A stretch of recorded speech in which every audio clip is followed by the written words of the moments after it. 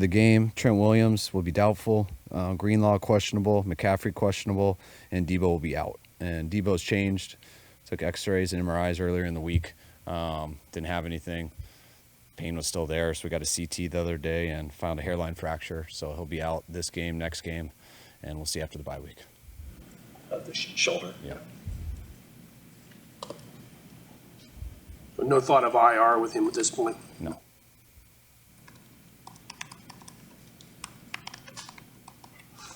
Does that change anything that you do offensively without having that versatile weapon at your disposal? Yeah, it's always different. That's what we did last week. Weren't sure of him throughout the week, so we've had contingency plans as it goes, and he's been banged up the few weeks before that too, so give him a chance to hopefully settle down and come back 100%.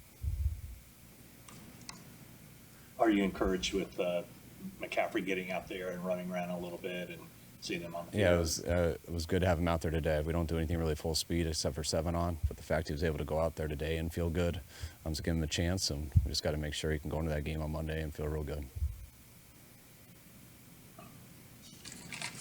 What's one thing about the Vikings that keeps you up?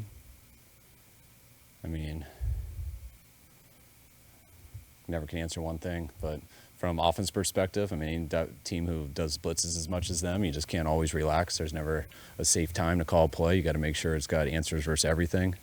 And they got a real good kick returner who's coming back, and they got a real good quarterback and a real good tight end. So I'd say those are the first things come to mind. I've heard you talk about just the consistency of Kirk Cousins, and I think I've even heard you use the term automatic. What does that mean exactly? It means when there's something you're prepared for, something you've talked about. Hey, they run this coverage, we're doing this play for that coverage. When it's something like that and he gets the look that something's prepared for, he's going to see it every time, and he's going to make the throw. Those type of guys who are like that are guys that you can't let them get comfortable. All right? They know where to go with the ball. It's very hard.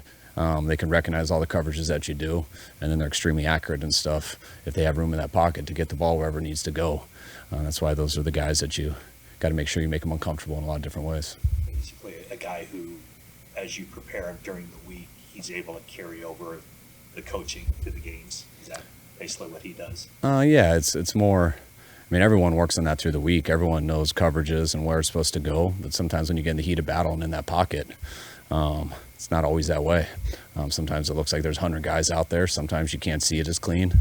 Most of the time you can't, as was when you're sitting in your chair with the remote.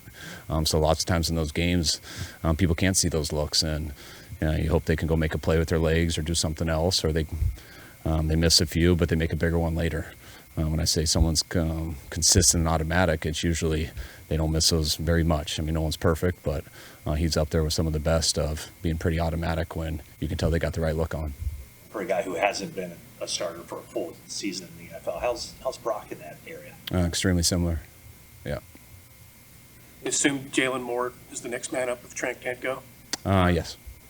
How do you feel about his progress? I think he started since last year when Trent was hurt. The good thing with Jalen gets a lot of work with us. Trent with his age and stuff, he never really goes on Wednesdays. So Jalen's always going with all the reps on Wednesdays. He got a ton of reps in preseason, all the games and everything. So he's ready for this moment. He's been with us for a while, and if he's got to step up, which is looking that way right now, he'll be ready. He's had a good week.